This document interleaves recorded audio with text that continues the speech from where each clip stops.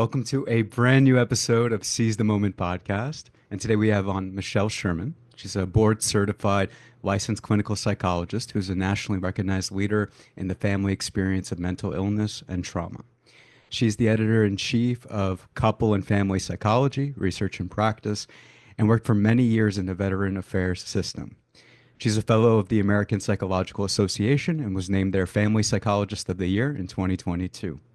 And her newest book, co-authored with Deanne Sherman, available now, is called Loving Someone with a Mental Illness or History of Trauma: Skills, Hope, and Strength for Your Journey. Michelle, it's a pleasure to have you on today. Thank you for being here. Thank you so much. I really appreciate it. I'm looking forward to a lovely dialogue. Thank you. Absolutely. As a fellow psychotherapist, I have to say I'm quite impressed by your credentials. So, Michelle wrote in her book, loving somebody with a mental illness can feel like a roller coaster ride. Because your loved one may experience a lot of ups and downs, it may make sense that you might have a wide range of feelings as well. Although sometimes you may feel alone and believe no one can understand what you're going through, your experience is shared by many. In fact, about 1 in 4 American adults experiences any mental illness, and approximately 1 in 20 adults experience a serious mental illness, bipolar disorder, major depressive disorder, schizophrenia, or schizoaffective disorder every year. You are definitely not alone. So this is so the stats always kind of blow me away whenever anybody mentions them on the show. And so I guess my fundamental question is going to be, so what made you think, okay, in terms of writing this book, what made you feel like this is such a pressing issue that we kind of have to get the word out about it and we have to kind of make it more well known and more sort of widespread? What is it that sort of happened in your experiences that made you feel that way? It's a great question. And again, thank you for the lovely introduction. I've actually committed my 30-year career to this topic. So I've been thinking and talking about this for a long time. And the really very beginning was in the mid-1990s. I was working in the VA hospital setting, the outpatient mental health clinic, and saw so many family members sitting in the waiting room. And I saw so many veterans go in for, oftentimes they're 10, 15-minute, very short medication check appointments. And the family members, sometimes they'd go in, but oftentimes they'd be sitting there. And so we have all these people in the waiting room with such a commonality of need and experience of what's going on with my loved one. I'm confused, I'm alone, I'm scared, I'm worried, all the angry, frustrated, lonely, so many feelings. So I'm like, we need to do something about this. So actually I started at that time, I got my first very small, like $3,000 grant to develop a curriculum to support these families who love someone with mental illness. And it actually ended up working out quite well and got rolled out in the VA system. And so that's where my journey began, actually, is in terms of really seeing this and being aware of that. And has evolved since then, both in my professional life and in my personal life. I've been writing and creating resources, as you said, with my mom, actually for 20 years. So we've had 2 just come out in the past couple months, but we've actually been doing this a long time. I will also very importantly note that although this is very much an academic professional experience, I, like so many, am also here as a family member. I have numerous family members who experience mental illness. And so part of my passion, my drive, my commitment to this area is not only professional, but also personal. Oh, wow. Yeah. I'm wondering, what in your 30 years of professional experience, what are some of the profound lessons that you learned over the course of those years? That's a beautiful question.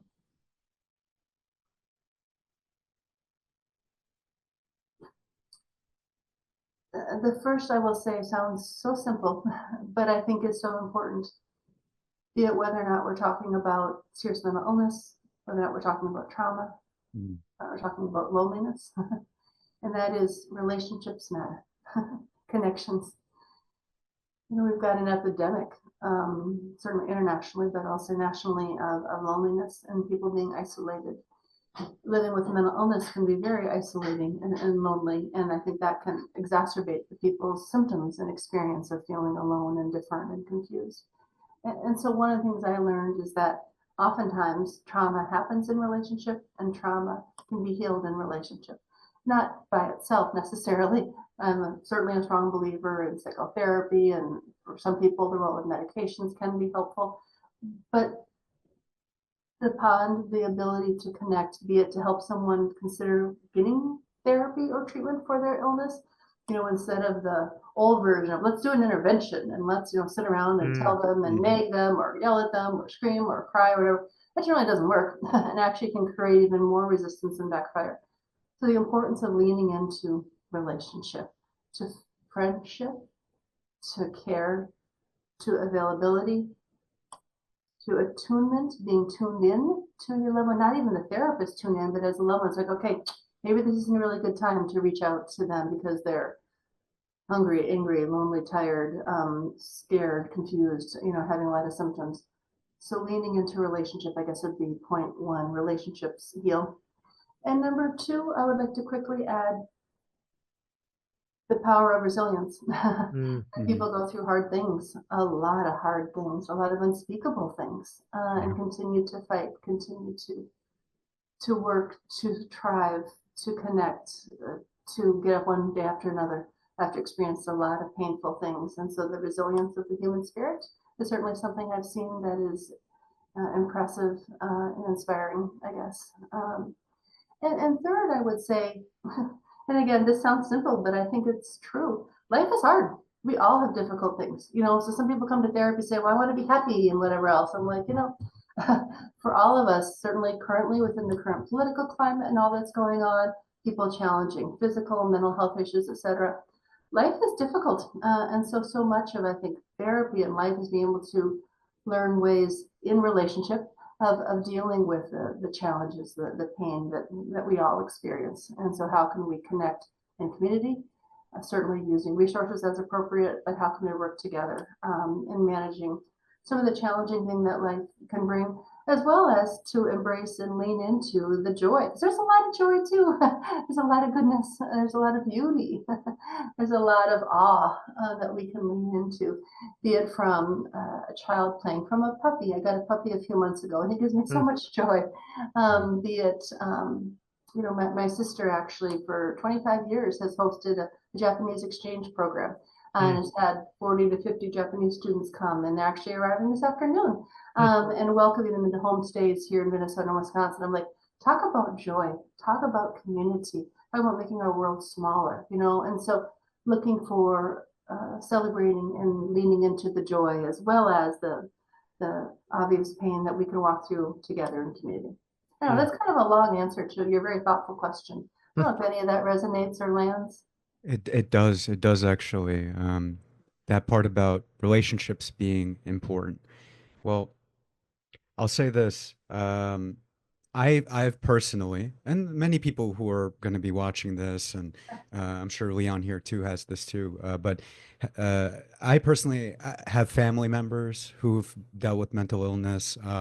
Being someone who's tried to help those that were suffering through that, it's very, very, very challenging because there are times where even if you are the most supportive. You try to find ways to communicate, um, to find things to be grateful for, to try to maybe set boundaries and that sort of thing.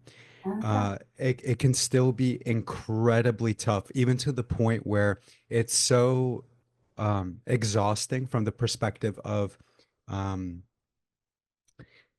communicating with that person Mm. who has that mental illness absolutely. that yeah it makes you almost not want to deal with them at all. You almost want to it can actually push some people almost to the point of wanting to cut off that person because it Absolutely. feels hopeless. Absolutely. Yeah, but what I love about your book, I really wish I had read this probably maybe in my early 20s.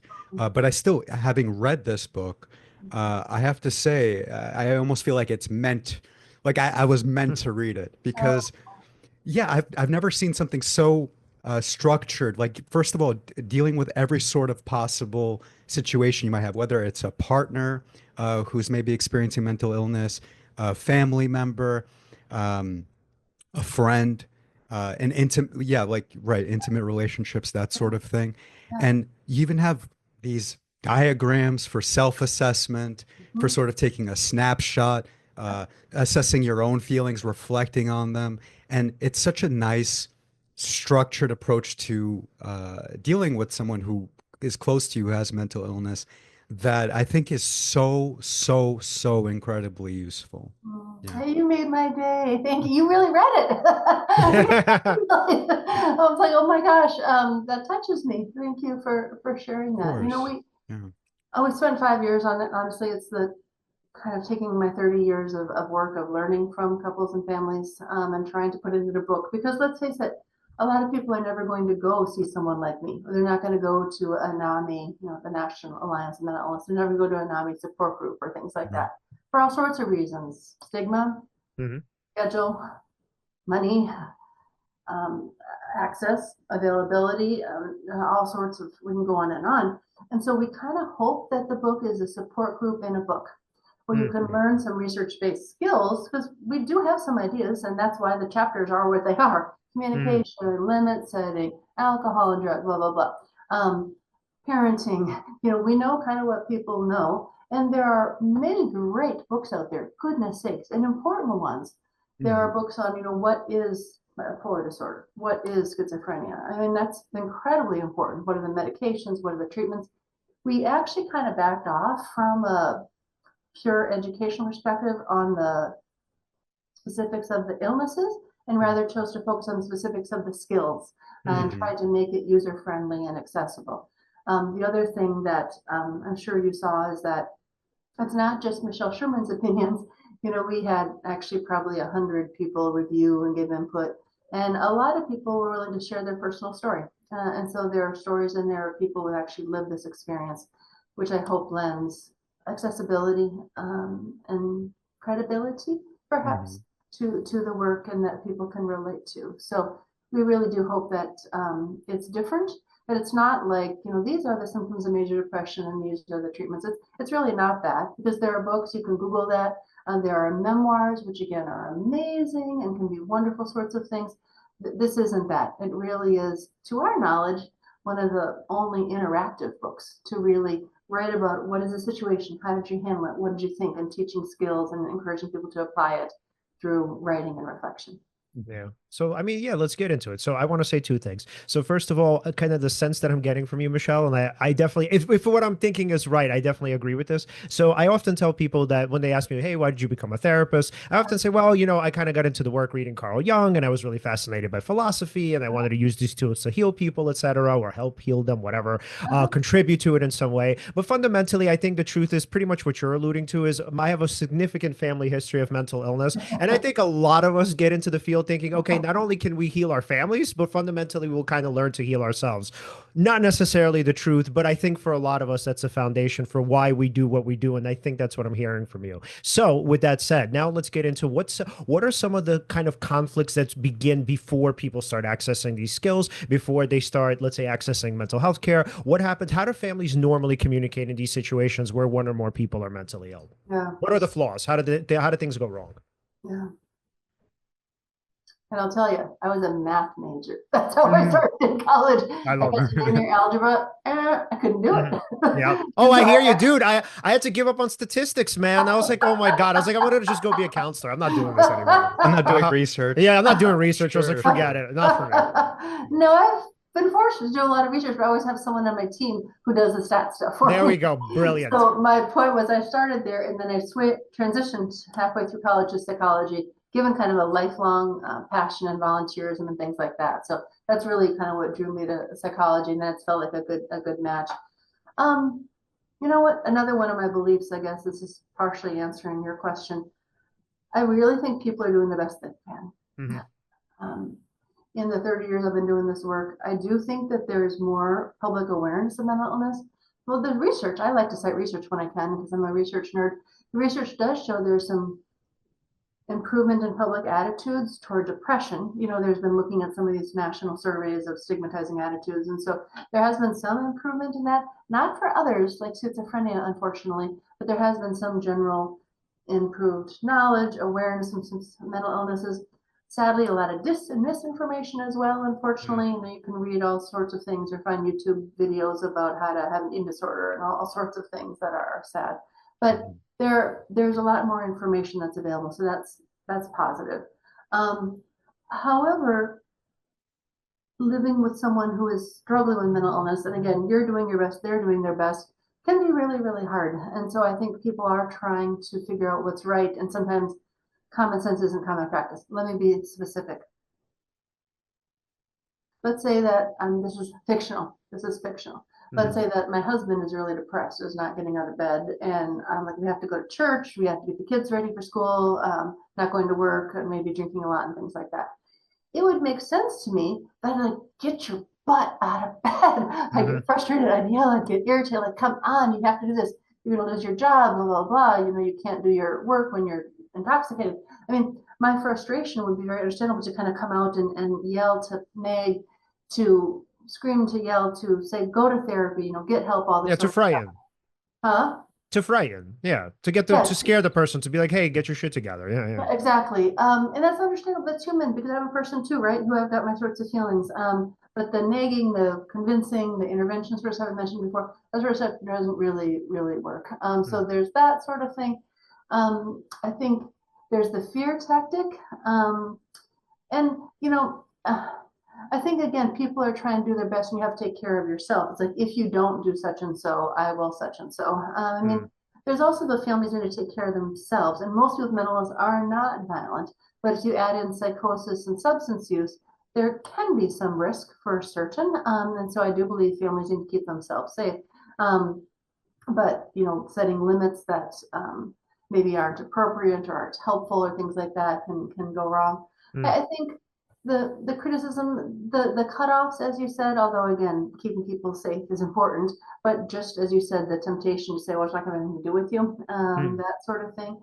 Another place people go wrong is trying to challenge or convince people that some of their perhaps psychotic beliefs are wrong. You Right. know, when one's experienced psychosis, those beliefs are just as much as like today is Sunday, and trying to convince someone or persuade them otherwise is not going to help and is probably going to distance you from them. So that's another way people go wrong.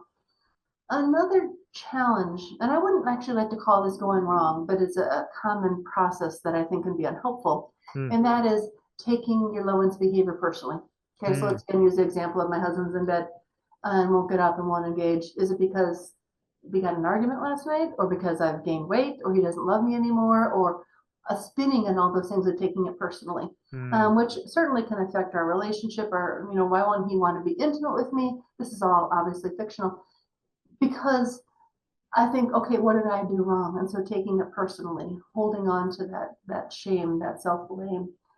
Another huge challenge is keeping it all a secret. You know, we used to in olden days say we shouldn't even talk about like cancer. Don't even use the C word. You know, there's still a lot of stigma now surrounding mental illness. It's like, should you tell people or not, which is actually a whole nother conversation. What do you disclose and things? But that keeping things shamed and a secret, I think is also generally not helpful. But again, something we can explore more if you want to, surrounding what to say and who to say things to, depending on your loved one's comfort with your sharing and things of that nature. It's complicated. But keeping things quiet and to yourself, I think, usually is not going to be helpful either. Right. And actually, on that topic, you do mention in your book that, of course, it's understandable that some people can get very tired, fatigued from Yeah, dealing with these issues, right? yeah, So, of course, having a social network of people that you can talk to yes, and relate what's going on in your life to is very important. Um, Now, one thing that I've been taught, at least culturally, let's say yeah, in my family, and this yeah, totally ties in with what you said, which yeah, is like, no, don't air out your families or someone else's, right, business to other people, totally, especially something like that. And so it makes it, especially if somebody was grown up with that, it's yeah. very difficult to discuss those things with other people. But what do you say in your book regarding that? And what's the actual benefit of having that social network? Yeah. Oh, that's beautiful. You guys have really lovely questions. I loved your questions. They're very insightful and reflective. So several points. One is yes, absolutely. There continue to be a lot of messaging, particularly in some cultures, that you shouldn't talk outside your family. You should certainly not seek professional help in the Western culture. You should go to your elders and things. You should pray more. And I'm an absolute believer in the holistic treatment and benefits of Eastern and other spiritual religious intervention. I'm absolutely a believer in that. And it's sad to me when that then prevents people from also accessing other sorts of interventions that could be helpful for them. So yeah, you may be going against generations of messages of don't get help, you shouldn't, it's a shame on our family to do those sorts of things. So it's really hard to navigate that for you culturally in a family perspective and things like that. And I think can take some courage to say, yes, these are my beliefs and my family beliefs, and I'm choosing to do this differently for me. This is important for me, for my family, and my future. It's a real challenge. Some people find it really helpful to find mental providers who maybe look and talk and have a background like them. Now, the research doesn't show that perhaps all people of color need to see all people of color therapists. That's actually not necessarily supported by the research, but some people do find it very, very helpful. As an example of a culture, I worked in the VA, the Veterans Affairs System, for 17 years, and I'm not a veteran. I have a lot of family members who are, but I'm personally not a veteran. So I would get sometimes people saying, well, Doc, you weren't there. You never went to Iraq. You never went to Vietnam. And I'm like, yeah, you're right. I've not been in combat. You're right. But I've had horror. I've had terror. I've had immense fear, shame, frustration, sadness. I can relate to that. So trying to find someone that you can connect with, even if they don't look, walk, and talk like you. Because even if two people did go to Iraq, for example, it doesn't mean they had the same experience, of course. So trying to deal with this culture piece is huge. And if no matter if the therapist does or psychiatrist or whomever else does or does not look like you, if they're able to try to connect with you and want to learn your culture. For example, I have quite a number of folks on my current therapy caseload who come from a specific religious group that actually I am not, but I have learned so much from and gained incredible fascination, respect, and understanding, and I can serve them better because I've learned and have been open to it. And so finding therapists who will be willing, if they don't know already, that they're willing to learn. Oh, wow. Yeah. And Go ahead. Oh, so yeah, I was going to agree with the community aspect because I think it's so significant. I often tell people if somebody's really struggling with mental illness, and I don't mean just a depressive episode, kind of, mild to moderate anxiety. I mean like severe mental illness. What they need is a significant community around them. They need a good therapist. They need a good psychiatrist. A support group might help if they're struggling with substance abuse, which we'll definitely get into as accompaniment to mental illness. So they need a lot in terms of a community. And I often point to the hypothesis of the orchid and the dandelion. So there's this sense that like some people are kind of orchids, some people are dandelions, most people are obviously in between. But the point is to say that when it comes to something like an orchid, it needs a great community around it. It needs not necessarily a perfect environment, but it needs a very good environment, an environment that's way more supportive than maybe, let's say, for the dandelion, who probably could just kind of more or less thrive on its own. So what I love here is that what you're doing is you're instilling hope in people, because here's what I often hear from people. I often hear, I can't do this alone, right? So it's either, it's just I'm this person's wife or I'm this person's husband. They won't reach out to other people, etc. Okay, so now we're going to get into the actual skills of this and sort of the more or less, I guess, activities, right? So what happens when you have a person who's really struggling and who's thinking, I feel like I want to be there for my husband, wife, mother, father, whatever, but they won't tell anybody else but me, right? So it seems like I'm the only one they trust. I really need the support. I can't really enlist other people. However, obviously, I can't do this on my own. What would you tell that person? Yeah, it's huge. It's huge. I would hope it could be an ongoing conversation because I believe we human beings are on this earth and we are relational. And no matter if you said we're dealing with psychosis, if we're dealing with an adjustment disorder, we need people. We need people, as Barbara Streisand's song says. And so the idea of doing it alone is hard. As I have in the book, you probably saw the kind of pros and cons list in terms of, do I share with other people? Do I not? What are the pros and cons of doing so? As we talk today, relationship is really important. And my respecting, let's say, my mom, this is hypothetical again, or well, say my sister, if she is dealing with bipolar disorder, respecting her privacy, her confidence, her trust, and things like that, if she doesn't want all of her family and friends to know about it. And if that really is the case, I can certainly avail myself of support groups, but not disclose, who it is. And I can go to a mental health professional myself, if that really is their choice. I would hope that over time in this scenario, my sister and I could talk such that maybe she'd be okay if there's one person I talk to, or maybe two people I talk to. But sharing with her, hey, just as I'm really hoping for support for you, I need support, how to best love you and be a support to you. And I can't do that on my own. Sure, I can read books and things like that, but I'd really appreciate if I could be able to talk to this person, it would mean a lot to me. Some people have the other angle and say, no matter what you think, I need support for myself, so I'm going to do it. That is risky because the whole recovery movement in mental health is nothing about us without us. And so you would never say something, without their permission or blessing. So it's a nice issue. I actually consulted with a nationally renowned advocate, a friend of mine, about the specific issues we were writing this with. She also has a loved one dealing with serious mental illness. And I said, hey, how do you handle this? And she basically said, there isn't a right or wrong, Michelle. Every family has to figure this out themselves. So I don't think there's a clear-cut answer here, a clear-cut guidance, but it is relational, and you also need to take good care of yourself. That whole yes and dialectic that we talk about in therapy, right? It's like, yes, you're allowed to them, and you also need to take care of yourself, because if you don't, you won't be able to take good care of them either. Yeah. Well, why I love that so much is because, I mean, fundamentally, when people do have to reach out or feel the need to reach out, there's always there's a sense of shame. There's a sense of like, oh, betrayal, right? So how can I have betrayed my family member? But oftentimes I think, I mean, what other choice do some people have, especially depending on the severity of mental illness. So why I think this is super helpful is because it's not that you're saying, well, it's a free for all or you could kind of do whatever you want. It's saying that there's a lot of thought involved. And yes, sometimes you're going to make a decision with a significant trade-off that the other person might not necessarily agree with. Yeah. And that's precisely also why we wrote the book, is because maybe you won't go to his program, but you can learn the skills, learn from other families and things in a way that maybe your family member will be okay with. No, absolutely. And it even came to me naturally in my own experience. So I didn't clear it with anyone if I could talk about this. So I won't get into specific people and all that.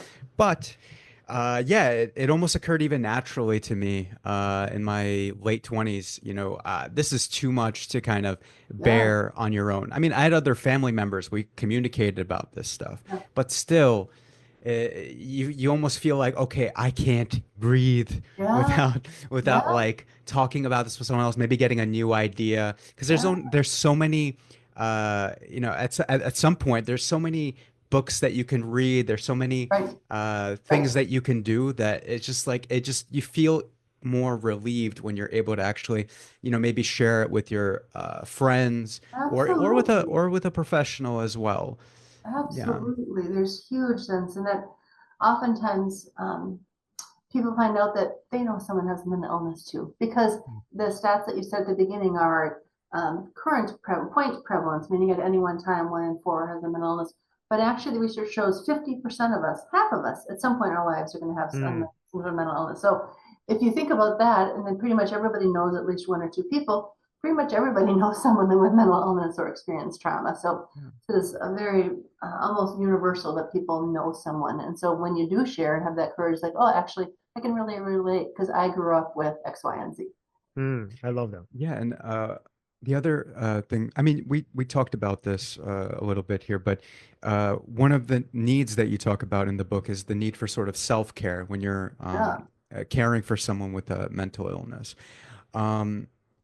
I wanted to talk about, there's this chapter where you talk about setting boundaries with that loved one.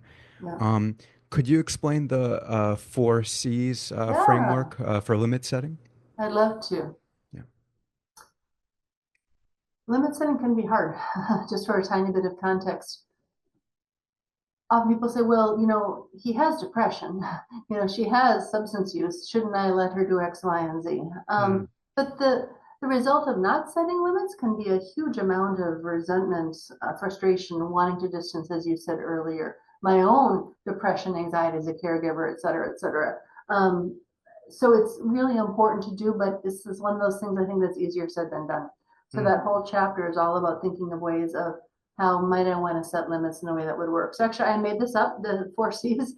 And so it's somewhat based in the psychotherapy model called ACT, acceptance and commitment therapy, as well as some of influenced by Dr. Kristen Neff's work on self-compassion and compassion for others. So that's a theoretical grounding for this concept I made up. So the first in these 4 C's, the first one is to catch. And that is to basically again, we'll use my sister as an example, when she does something that provokes me. Maybe she, again, for the 10th time, bails on plans that we'd made because she's too depressed or whatever. I catch myself, maybe I have a physiological reaction. Maybe my face gets red. Maybe I start breathing faster, my heart rate's going. So I'm like, okay, I'm having a reaction. I want to catch myself. Maybe in times past I've been like, can you believe it? And told my mom or told other people or yelled at her or, been mad at her or done something that would have been not my best self. So first of all is catch myself. Okay, I'm having a reaction. Point number two, the second C is challenge. Okay, what kind of sister do I want to be in this situation? I know that I pride myself in being someone who is caring and loving and able to communicate in a respectful way. So how do I want to show up here and challenging myself? Catch, challenge, and then change. Okay, instead of doing it the old way, maybe I'll give it a day or two and say, hey, Lisa, when you repeatedly cancel like that, it makes it hard for me. I feel really frustrated with you. I wonder if we can come up with a plan that might work better for us and that you pick a time or an activity that would work for you so we know what really works. Maybe hold off on scheduling things right now because I know you're going through a really hard time. Okay. So challenge how I want to respond and be there. And then the fourth one is the fourth C is to kind of offer comfort. Okay. So catch something's going on, challenge, hold on. How do I want to respond in the situation? Change, how do I want to show up intentionally and thoughtfully? And part of this is inserting a pause. And I talk to a lot of clients about this because so often we humans are reactive. Okay. So a thought or feeling comes and bada bing, I respond, so quickly. So what we're trying to do here is catch myself, insert that pause to challenge, and then have that intentional change, intentional response, then offering my loved one and myself kind of kindness and compassion, like, this must be really hard for her when she's in the middle of a manic episode to be able to whatever else. I'm making this up, Right. And offer compassion to herself.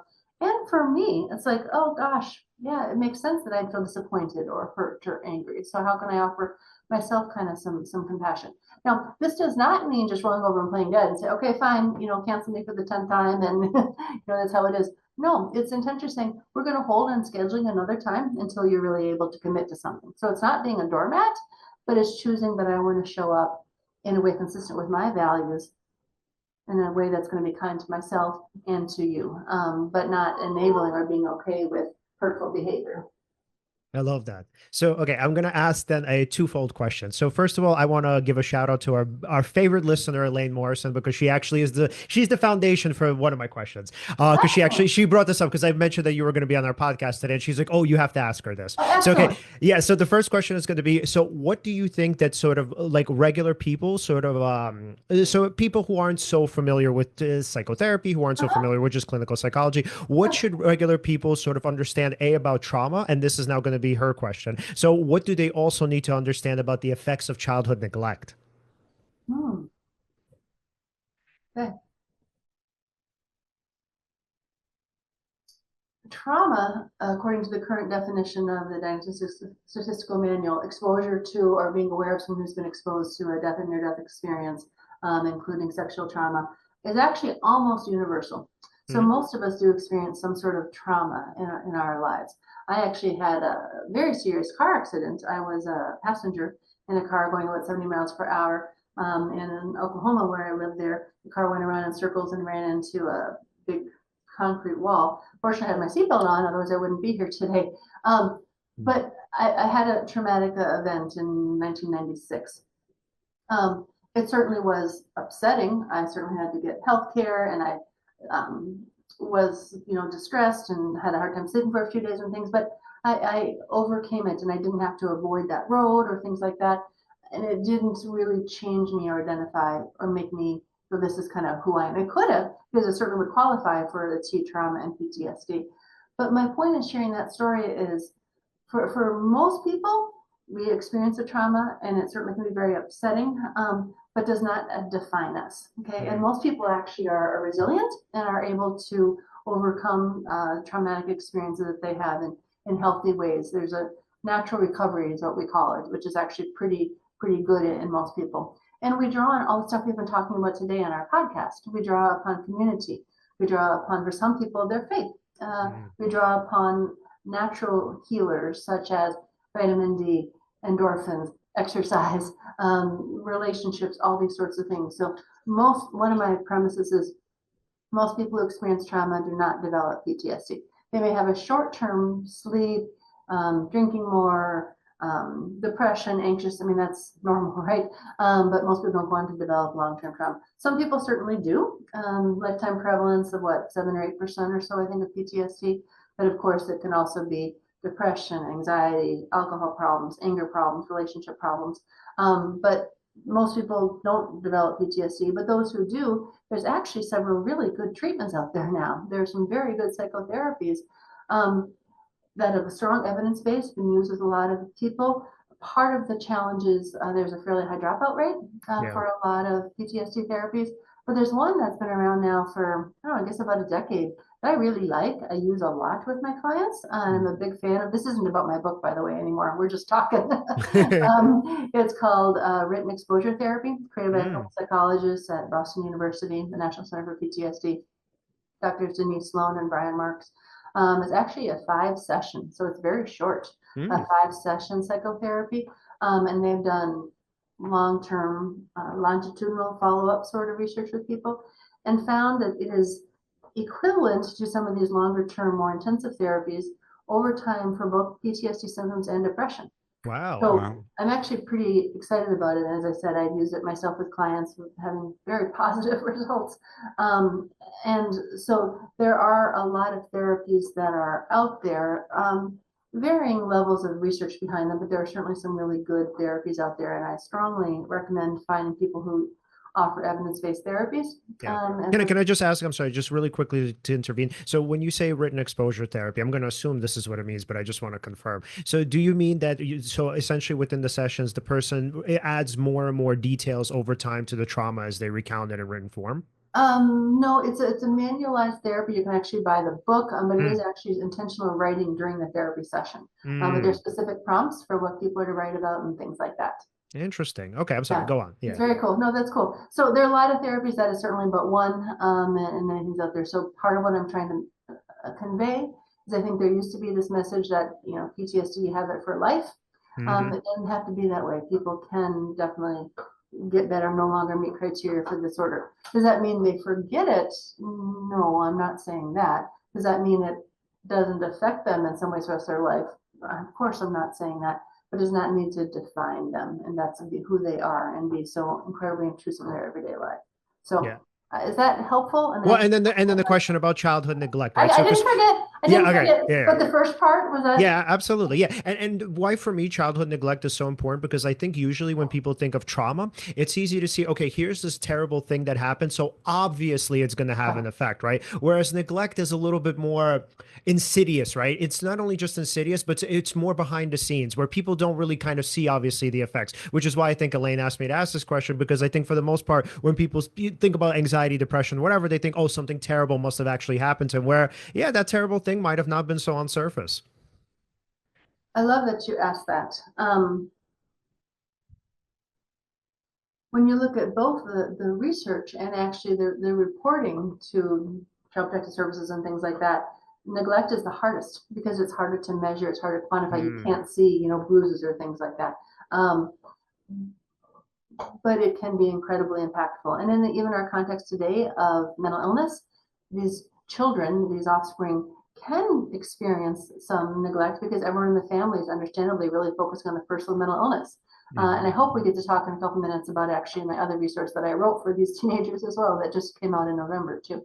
But the experience of my parents or caregivers, whomever are there but not there, and why is no one paying attention to me?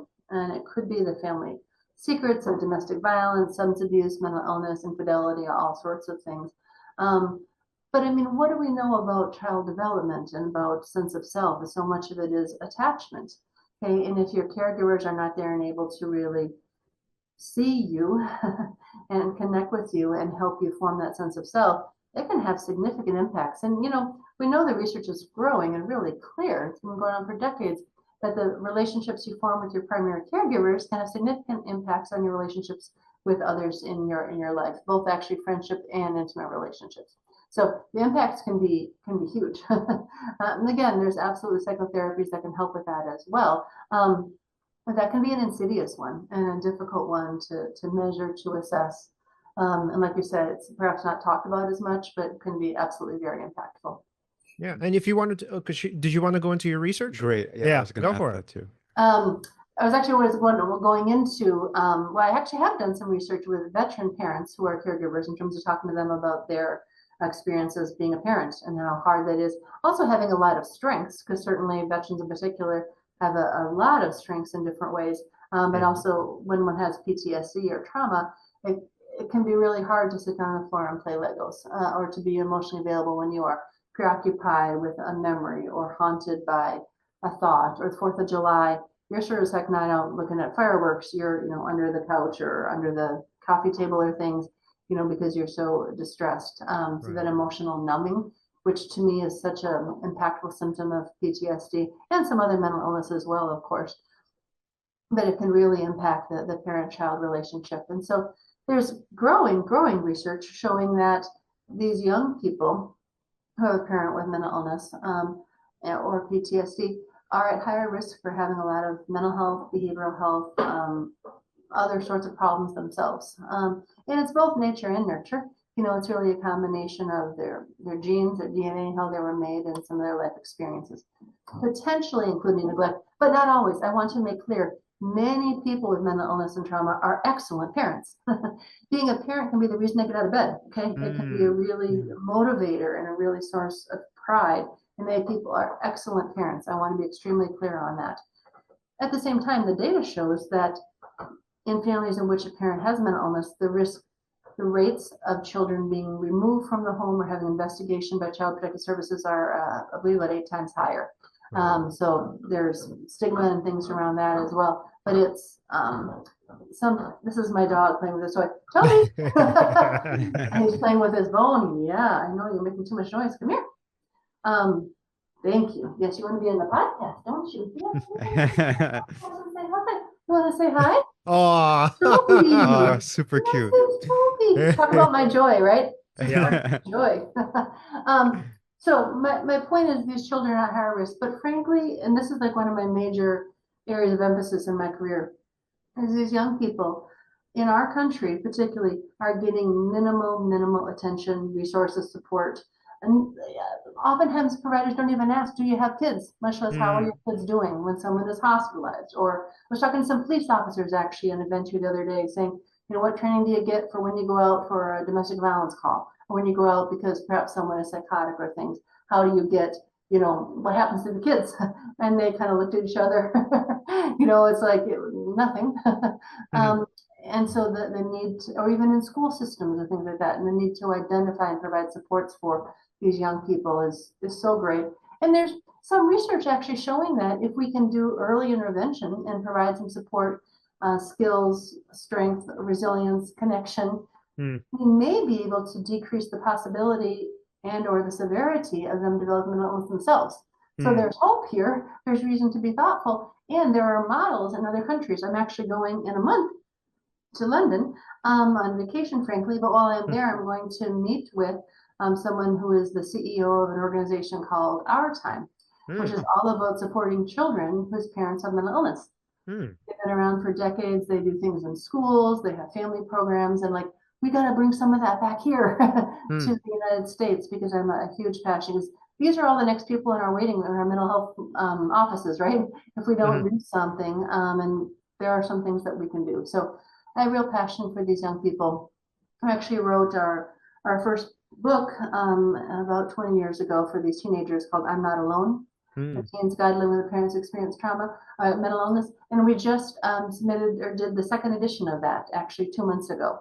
And so that's also on our website. And we are equally passionate about supporting these teenagers and helping them kind of find their way. So I have to ask, just because I know people are going to have this question. So how is it, first of all, how is it possible that somebody who's really deeply struggling with mental illness can still be a good parent? And then the second, the sort of follow-up or the accompanying question would be, what are the factors that sort of engender that, sort of contribute to that, make that possible, et cetera? Mental illness is cyclical. So if someone is in the middle of an active psychotic episode, or if they're currently high on some substance, that is certainly not a time that they are able to be in an effective parent capacity. But let's face it, mental illness or not, all of us are not necessarily at our best capacity of parents Hmm. 24/7, right? So Hmm. I'm inviting us not to stigmatize or judge.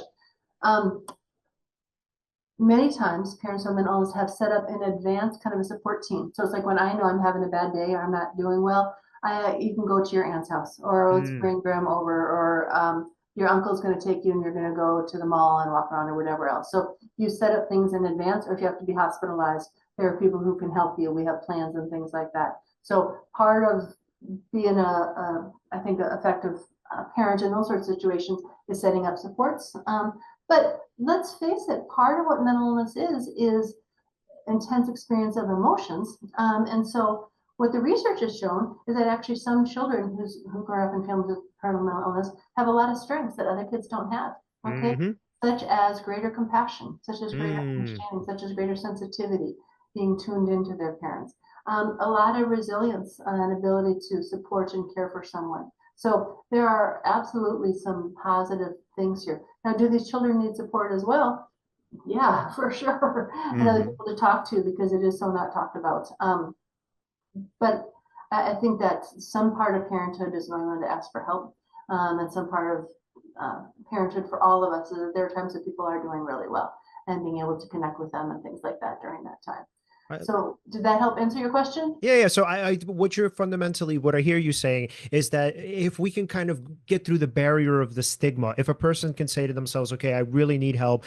This does not indicate that I'm a bad parent. This does not indicate I'm a Right. bad anything, right? So Exactly. fundamentally, yeah, fundamentally, not only can I help my kid, sort of become, I don't know, I guess more or less normal or not go through the same struggles that I went through, but on top of that, you can also make them kind of super normal in a way. You can help them sort of access those traits, talents, etc., that they might have, as opposed to, let's say, maybe the average kid who doesn't have those same struggles. Yeah, Interesting. yeah, and that you are actually maybe facilitating some real growth on their part, some empathy.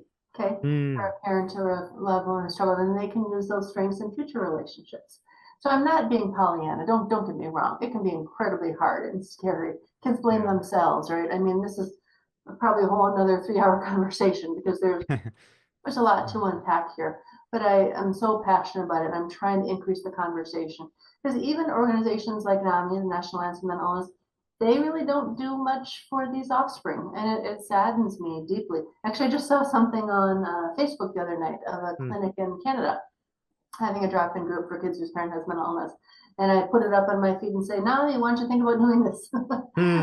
Because there's such a need for having resources and commitment. Now, it's investing in prevention, which is often hard to do, although some of the kids are already distressed. But obviously, getting funding for this sort of thing can be hard. But I think it's incredibly important. And for many parents, helping my kid is one of the best things you can do to help me. Hmm. And so it can be a good thing for the whole family. But it's kind of how I see the world as in a system sort of perspective. We Yeah. don't live on an Of island. course. How can we help the whole family? And this is interesting because actually, two things you mentioned before made me think of this. So one was when you were telling that story, the hypothetical story about your sister being late for no, not late, for Yes. bailing on the 10th Mhm. time, and then the reaction that you may have had and how to deal with that. So Mhm. that bit, and then also what you were just talking about with children ending up having more resilience, compassion, understanding for a parent with mental illness, at least people, children who maybe go through that. So it kind of brings me to this. This is Yeah. not going to sound incredibly professional, but I'll work on being concise and All articulating this. right. So yeah, because I like to go all over the place. But so would you say then that okay, so let's say someone is dealing with either a parent, a friend, a family member, intimate partner Uh-huh. who is, let's say, depressed. Mhm. Now, I know that's one particular mental illness. I know there could be a Yeah. variety. Yeah, but say it's that. Would you say that this is true? So I'll put it this way from a personal story. So I myself, I have been depressed before. I'm sure Uh-huh. we all have had that, Mhm. right? I wasn't officially diagnosed with depression at the time. Mhm. It felt like it. Okay. Now, one of the things that my parents were saying to me during that time was, Alan, you're so selfish. You only think about yourself, right? And that kind of thing. And I used to say, no, I think about all you guys, blah, blah, blah, blah, that kind of thing. And then as time went on, and the depression started to cease or be on its way out, one of the things that I kind of realized about myself was that when I was depressed, yes, in a way, I could see how that appeared selfish to other people. Uh, But in my mind, I'm just going through this suffering or whatever, my experience of what I think is yeah, suffering and yeah, wanting to be alone and that sort of thing. Not to even, and sometimes it could even come from a good place. You don't want to rub your depression off right, on somebody right, else. right. Yeah, you don't want to bring them down. So you Absolutely, think you're thinking of other people, but it looks selfish. So, absolutely. so then would you say that like if let's say you are dealing with someone who is going through depression, Hmm. having maybe the understanding, because I've had this with other friends who would stop like kind of coming out for a while or they Yep. kind of isolate. Would you say that if those things if you could understand that someone in that place it's incredibly hard for them to um, try to communicate. It's nothing personal. It's not something that is against you. In fact, they might even be thinking they don't want to affect you with their Right. problems. Absolutely. Um, I, I guess where was I going with this? Would you, yeah. So would you say that that's uh, correct to have that sort of understanding for someone dealing with Absolutely. depression? I Yeah. think it's so well said. It's lovely. Absolutely. Because let's face it, when one is really depressed, just getting out of bed takes a lot. Taking a shower and this idea of going out with your friends or going to work or taking the kids to their hockey game. Oh, it's more than I can do. It's more than I can bear. And other people are like, come on, get with it. What are you doing? Where are you going? We want to hang out with you. And you may be like, that's the last thing I can do right now. And so having compassion, empathy that, as you said, it's not about you, so not taking it personally, and Hmm. that maybe that's what the best that they can do right now. What I do encourage is family members or friends to keep asking, to keep trying, to keep Hmm. reaching out, and understanding. Okay, sorry, understand you're not able to go tonight. We'll miss you. I'm gonna ask again next time. Okay. Now, if they say stop asking, of course you want to respect that boundary. But it's super important for when you're in depression, know that people are still there for you. People are still wanting to hear from you and wanting to connect with you. I don't know if you all follow much on media and things, social media and things. But recently, I've been posting a lot about Eeyore, Winnie the Pooh. Hmm. Eeyore Yeah. character, who's kind of known as Hmm. portraying depression. And what you see so often in these memes and these pictures is, I was like, well, we still want Eeyore here. Hmm. Eeyore is sad. It's the importance of continuing to say. So I'm saying to a hypothetical friend, yeah, even if you're not in the best place, we'd love if you come even just for a little while, just come and hang out for a bit, have, a Diet Coke or go on a walk around the lake. If you want to go home after a little bit, that's what I'd love to see. If not, I totally respect that. But keep asking, and say we missed you. I hope that you're able to come next time. But realizing they're not being selfish, they're doing the best they can at the moment, and that you care about them. Now, of course, if it's an issue of dangerousness and suicidality, that's a bit of a different sort of issue. But presuming that they're safe, just continuing to let them know that you're there, you care about them, and you look forward to the time that you're able to do so. Yeah, I love that. And so, and interestingly enough, though, sometimes the person doesn't even know what the issue is. So it's like you, Right. Go let me ahead. just, Go yeah, ahead. yeah. So it's like the person doesn't even know what the issue is. So you're thinking, okay, let's say maybe if I had an understanding, or maybe if they spoke to me, maybe then I would be able to develop empathy. But I want to use this example, so I'm not going to mention the name. Alan will definitely know who I'm talking about. So I'm not going to mention the name. So we have a friend in our friend group, and I'm sure he'll know that I'm talking about him if he listens. So we have a friend in our friend group who's chronically late, like every single time, like every single time, right? And all of us are pissed, right? Like every single one right down the line, right? So the interesting thing was, and he didn't know this too, only up until, I'm sorry, not up until, only, when was it? Like in the last maybe 4 or 5 months, this person received a bipolar diagnosis, right? So Oh, interestingly enough, so all of the therapists that he's seen, all of the oh, psychiatrists that he's seen, nobody was able to figure this out, right? And at some point down the line, he was given the bipolar label, and then you're looking at it and thinking about it, you're like, oh my God, this now completely makes so much Yeah. sense, right? But okay. what's so interesting, right, is if let's say this happened a year ago and somebody Yeah, was like, hey, dude, why are you always late? He would just say, I don't know, man. I yeah, just feel kind of like shit. I'm not yeah. really looking forward to it. And then you hear, oh, you're not looking forward to it. What, you don't want to see me? You don't Right? care about us? Right, right, right. But Absolutely. now after this particular label has been given, now you're thinking, oh my God, like I fucking get it. Okay, So what I'm totally saying makes is that sense. Yep. Alan's, version of this is one aspect where the person maybe just is unwilling to or is afraid of sharing. And the other version of this is sometimes people don't even know what's wrong. They don't even know what to Absolutely. share. And that can make it even worse, right? When you're like, Yeah. something's wrong, but you don't know what. I mean, the labels can be a double-edged sword. It can be super helpful. It's like, oh, this is what it is. Other people have this too. It can add stigma, so it's a little cautious, but it can help with conversation and understanding, and giving a name to something can be incredibly validating. I couldn't agree with you more. For you and for those that love you. Yeah, it's awesome. And something I really want to bring up, I can't believe, so I kind of remember the term. I'm looking through my notes. I Oh can't yeah, find it, but anagnosia. anosognosia. There we Oh, I'm so go. glad you brought it up. Thank Yeah. you. Yep. Yes, Yep. so we can say this, and then we probably have to Yeah. Yeah. wrap Yeah. it up. Mhm. But anosognosia is extremely important for people to understand, and so thank you for raising it. Frankly, I've been doing this work for 30 years, and I hadn't heard of it till about 10 years ago. And I think many mental professionals have never heard of it. So if you haven't, you're definitely not alone. It basically is the term of not having insight, not knowing that you have a problem or an illness. It comes from partly the idea of like people who've had a stroke and don't know that they don't have Mm, use of their body, or dementia, Alzheimer's, those sorts of things. Mhm. But there's growing research in the area, and there's speculation that half or more of people with schizophrenia and some people with bipolar disorder have this lack of knowledge. So you don't even know that you have the illness. Well, that we found is probably the biggest deterrent to people getting help. Just like you were saying a second ago, it's like, okay, if I don't even think I'm sick, why should I take medications? Why should I go to the doctor? Why should I do any sorts of things? Because I'm fine. Mhm. It's a huge problem. And it's just as much their reality as, again, today is Sunday. It's like, no, this is how it is, and it's just another symptom. Just like they may have hallucinations or delusions or things like that. Anosognosia is a very common thing. It can be very helpful for families, I will say. Once again, if they're like trying to convince them that no, you're not hearing from the CIA, or no, you don't have these special powers or things, or that yes, you really do have this illness, but actually part of what they're experiencing is lack of insight, then you can back off on the trying to persuade and convince and things like that. I'd like to mention one psychologist. His name is Dr. Amador, Mhm. Amador, and he's written that very classic book called I'm Not Sick, I Don't Need Help.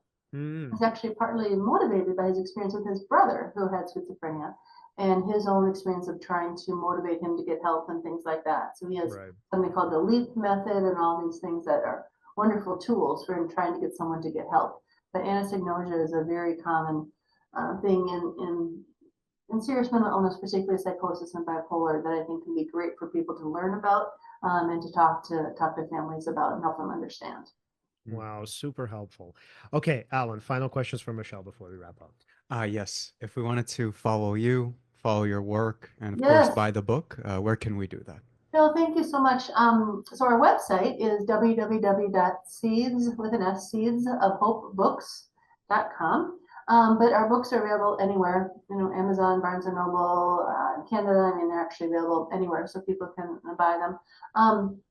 We are really working hard to try to help spread the word. And so I just want to say thank you to both of you for allowing this. So often the family's experience is kind of neglected and ignored, particularly the kids' experience. So our whole passion, our whole mission statement, frankly, is that families have been neglected for far too long. And so it's Mm, time to listen, to hear, to engage, to support them, and to arm them with evidence-based resources. So that's why we're doing all this, is Mhm. really trying to help families have understanding, to have tools, to know that they're not alone, and to have skills for doing this. I'm also pretty active on LinkedIn, so you can just find my name, Michelle Sherman.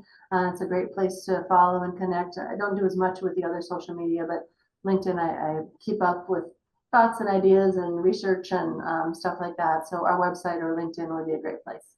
I love it. Right. Michelle, thank you so much for coming This on. was This was awesome. such a profound Yeah. episode.